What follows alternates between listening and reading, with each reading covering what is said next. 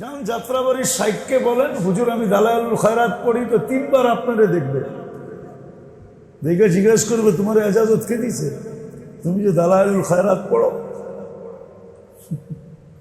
বড় উচ্চাঙ্গের দুরূদ। আবু আব্দুল্লাহ জাজুলি রহমতুল্লাহ আলাইহি একদিন সফরে বাহির হয়েছেন, তো নামাজের সময় হয়ে গেছে, কিন্তু পানির কোনো সন্ধান পাইতেছেন না যে উজু করবে কোথায়। তো খুঁজতে খুঁজতে খুঁজতে খুঁজতে বিলকুল নামাজের সময়ও শর্ট হয়ে আসতেছে।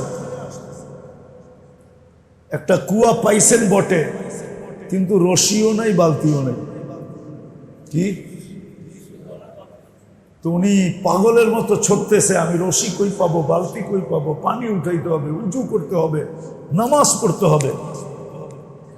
তো দেখতেছেন পাশেই একটা বাচ্চি ছোট মেয়ে খেলতেছে, ডাক দিয়া বলছে, ওই মেয়ে নামাজের সময় শর্ট হয়ে যেতেছে, তুই আমাকে একটা বালতি আর রশি ঘরের ভিতর থেকে আইনা দে, আমি একটু পানি উঠে উজু করব।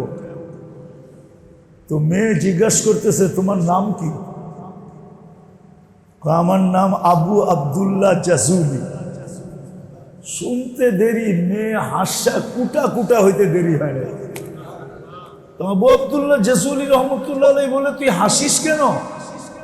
বলছে এত বড় শাইখ, বাচ্চা বাচ্চা যার নাম জানে, পুরা আরব দেশে যার নাম ফাইটা গেছে, তুমি পানির জন্য বালতি আর রশি খোঁজো, এই জন্য হাসতেছি।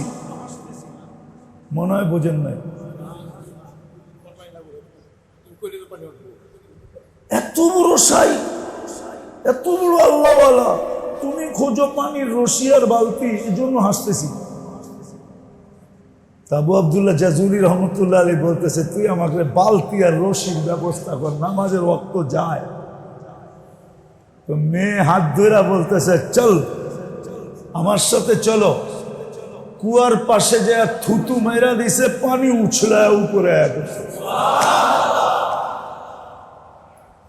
আবু আব্দুল্লাহ জাজুলি হাক্কা বাক্কা খায়া গেছে। আরে তাড়াতাড়ি উজু করছেন, নামাজ পড়ছেন, ওটা মেয়েরে ধরা বলতেছে এই মেয়ে তুই এই বুজুর্গি পাইলি কীর্তিকা, তুই যে আমারে প্রথম বলছো সেটা তোর বলা ঠিক আছে, যে তোর ভিতরে এই বুজুর্গি, আর আমি বালতি আর রশি খুঁজতেছি, তুই যে আমাকে নিয়ে হাস্য ঠিকই আছে, কিন্তু তুই বল এই বুজুর্গি পাইলি কীর্তিকা। তো বলতেছে আবু আব্দুল্লাহ জাজুলি আমি বকরি চড়াই, বকরি, আর সারা দিন আল্লাহ রসুলের উপরে দুরূদ পড়ি। সারা দিন আল্লাহ রসুলের উপরে কি পড়ি? দুরূদ আমার এই বুজুর্গি দিছে।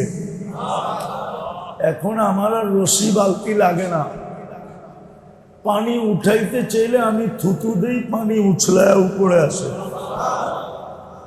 এই জন্যই তোমাকে বলছি যে এত বড় শাইখ, পানি উঠানোর জন্য রশি আর বালতি খোঁজো। একটা বাচ্চার ভিতরও ঘ্রাণ আর রং ছিল। এটা একটা কাহিনী বলতেছি আপনাকে, কয়টা বলবো,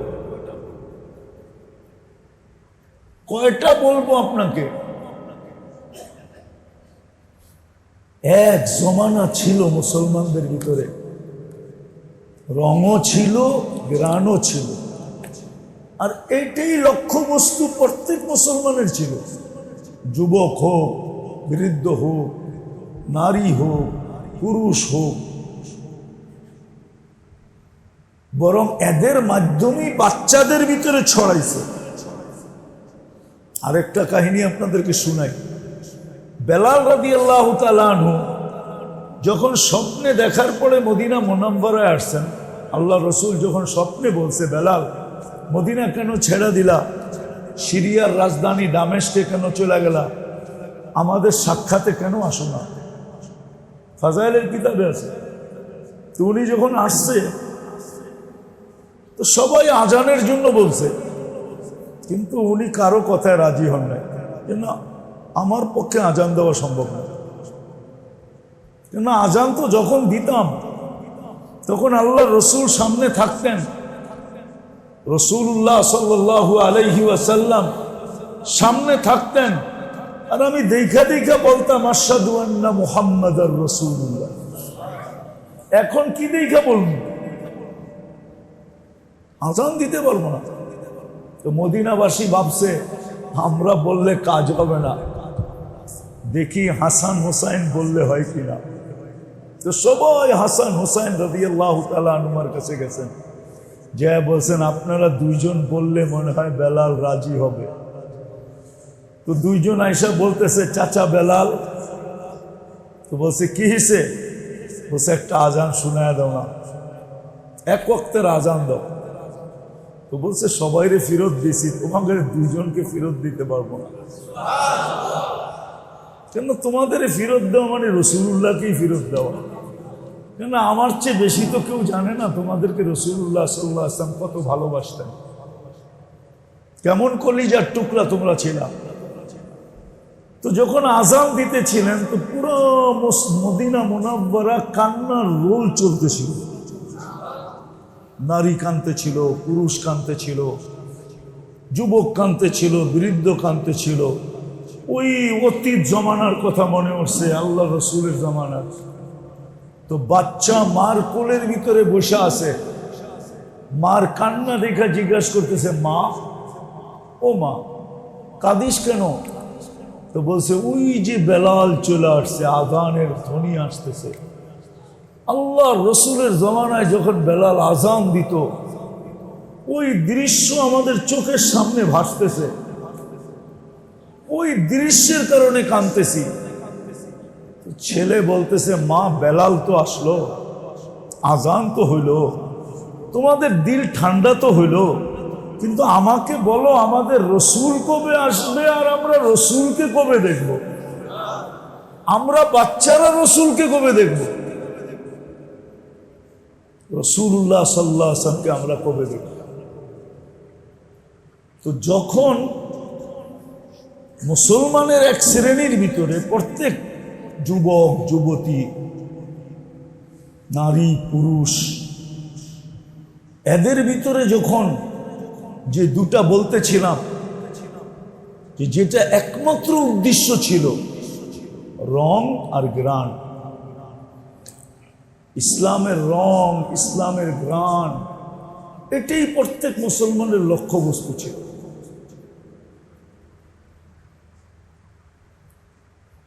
উম্মত হওয়ার, উম্মতপনার, যেটাকে উম্মতপনা বলে, উম্মতের যে একটা রূপরেখা, উম্মত, যে আমি যে উম্মতি, আল্লাহ রসুলের উম্মতি আমি,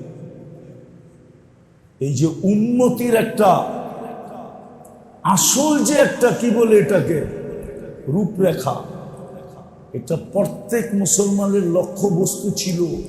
কসম খোদা,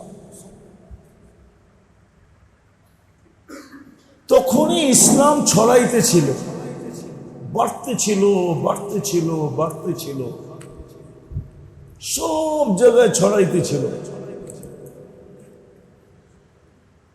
যেদিন থেকে শয়তান সাকসেস হয়েছে, একটু আগে বললাম না যে আমাদের সামনে মডেল কারা, কারা মডেল আমাদের সামনে, পশ্চিমারা আমাদের সামনে মডেল, উন্নত বিশ্বওয়ালারা আমাদের সামনে মডেল।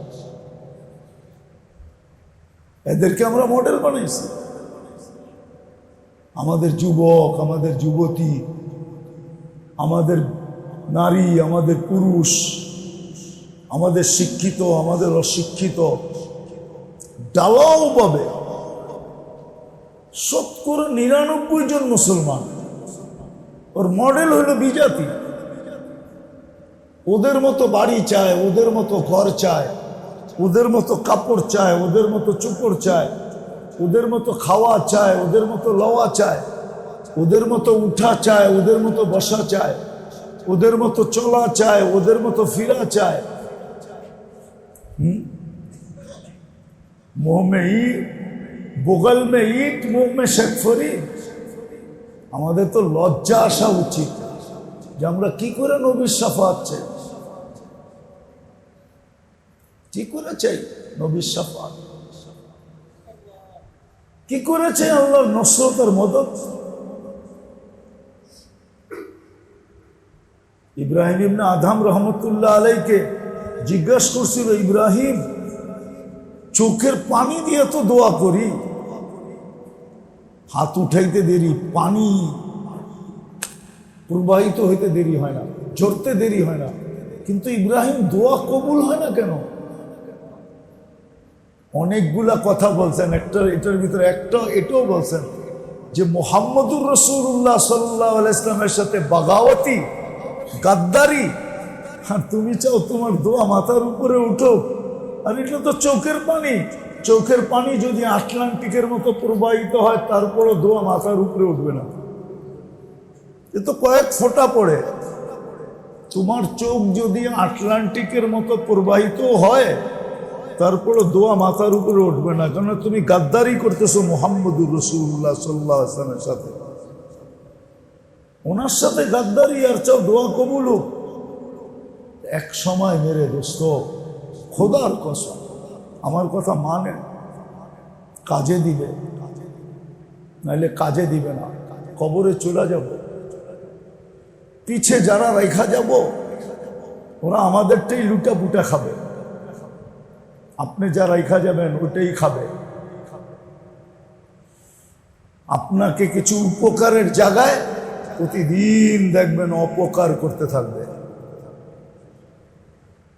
ওদের অপকর্মের ভোগ আপনাকে ভুগতে হবে, কবরে বসা ভুগতে হবে। কিয়ামতের দিন তো ভুগবেনই, কেননা কোরআনই তো সত্য। প্রত্যেক সন্তান, প্রত্যেক বড়, হাদিসে তো সুস্পষ্ট আছে, বাঙ্গা আছে বুখারীর শরীফে। আপনি কতটুকু দায়িত্বশীল, কতটুকু দায়িত্ব আপনি? প্রত্যেক অভিভাবককে তার নিচের লোকেরা এই কথা বলবে, রব্বানা ইন্নানা আতানা সাদাতানা ওয়া কুবারানা ফাআযাল্লানা সাবিলা রব্বানা আতিহিম দি'ফাইন মিনাল আযাবি ওয়ালআনহুম লানান কাবীরা। সন্তান মা বাবাকে লাথি মাইরা তারপরে দুজকে যাবে, আগে ফালাবে, নিজের চোখে দেখবে, মনটা শান্ত একটু হবে, তারপরে নিজে দুজকে জাপ দিবে। এক মহিলা 4 জনকে জাহান্নামে নিয়ে যাবে, 4 জনকে। বাবা, মা, স্বামী, বড় ভাই, 4 জনকে নিয়ে যাবে। কেননা পুরস্কারও তো এরকম, পুরস্কারটাও তো এরকম। আল্লাহ রসুলকে একজন এসে বলছে, ইয়া রাসূলুল্লাহ আমার 3 মেয়ে। বলছে যদি সঠিক শিক্ষা দিতে পারো আর সঠিক পাত্রে দিতে পারো, দিনদার বানাইতে পারো আর দিনদারের কাছে উঠাইয়া দিতে পারো, তাহলে তোমার জন্য জান্নাত লিখে দিবে। আরেকজন পাশেরতে বলছে, ইয়া রাসূলুল্লাহ আমার তো 2টা, বা তোমার জন্য। আরেকজন পাশের থেকে বলছে, ইয়া রাসূলুল্লাহ আমার তো 1টা, বা তোমার জন্য। আরেকজন বলছে আমার তো 1টাও নাই, নেই। আল্লাহ রসুল জিজ্ঞাসা করছে, বোন আছে? বলছে বোন আছে। বলে বোনকে যদি করতে পারো, দিনদার বানাইতে পারো আর দিনদার পাত্রে দিতে পারো, তোমার জন্য পুরস্কারটাও তো বড় না ছোট? বড় না ছোট? এই জন্য মেরে দোস্ত, যেটা বুঝাইতেছিলাম, এক সময় ছিল লক্ষ্য বস্তু এটাই ছিল, প্রত্যেক মুসলমানের নিজের ভিতরে রং এবং ঘ্রাণ পয়দা করা। এই জন্যই দেখা যায় একজন যেখানে গেছে, একজন, শুধু একজন গেছে। চীনে মাত্র 2 সাহাবী করছেন, 2 সাহাবী, আবু ওয়াক্কাস, ওয়াহাব ইবনে মালিক। 2 সাহাবী ইতিহাসে পাওয়া যায়। পুরা চীন মুসলমান বানাইছেন এই 2 জনে। আবু ওয়াক্কাস রাদিয়াল্লাহু তাআলা আনহু খব্বাস ছিলেন। খব্বাস বোঝেন? রুটি বানায় বেচতেন,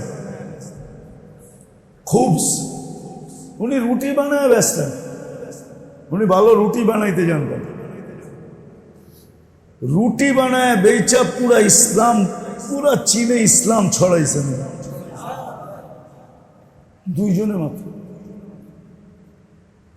কমরু আইল্যান্ডে এক জামাত রওনা দিছিল, কিন্তু কমরু আইল্যান্ড পৌঁছতে পৌঁছতে সবাই সমুদ্রে রোগে আক্রান্ত হয়ে মারা গেছেন।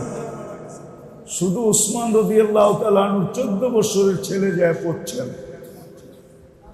আর ওনার কারণে পুরা কমরু আইল্যান্ড মুসলমান হয়েছে।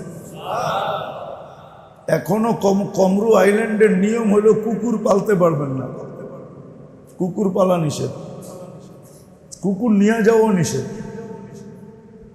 কেননা কুকুর পাললে 1 কিরাত সওয়াব কমে। কয় কিরাত? যারা কুকুর পালে ডেলি 1 কিরাত করে তার সওয়াব কমে। 1 কিরাত কতটুকু জানেন? মিসলা জাবালি ওহুদ, ওহুদ পাহাড়ের ওজন যতটুকু এতটুকু। এই জন্য ওই দেশের নিয়ম হলো সরকারিভাবে এত সওয়াব আমাগো নাই, বিদায় কুকুর পাললাম, আর সওয়াব যদি কইমা গেল তো আমগো কিয়ামতের দিন থাকবো কি? এই জন্য কুকুর আনাও নিষেধ, পালাও নিষেধ। পুরো দেশ মুসলমান। জুমার দিন ফজরের সময় ঢুকবে, জুমা পড়া বেড়ে চলে যাবে। আউয়াল ওয়াক্তে জুমা হয়, ফজর পড়া জুমার সময় ঢুকবে, কেউ বেরোবে না। জুমা আউয়াল ওয়াক্তে পড়বে, তারপরে বেরোবে, তারপরে কামকাজ শুরু করবে। আমি গেছি, ওই দেশে গেছি, না যাই বলতেছি না, আমি কমরু আইল্যান্ডে গেছি, এই জন্য চোখে দেখা বলতেছি। একজনের কারণে মুসলমান হয়েছে পুরা দেশ। কয়জনে? কেমন গ্রান, কেমন রং। প্রত্যেক মুসলমানের জীবনের উদ্দেশ্য এটাই ছিল যে ইসলামের গ্রান আর রং থাকো, এটাই অর্জন উদ্দেশ্য ছিল। উম্মতের বাস্তব এক চিত্র ছিল, দেখলে বোঝা যেত এই উম্মতে মুহাম্মদী, উম্মতে মুহাম্মদী। কাহিনী শোনাই আপনাদেরকে, সত্য।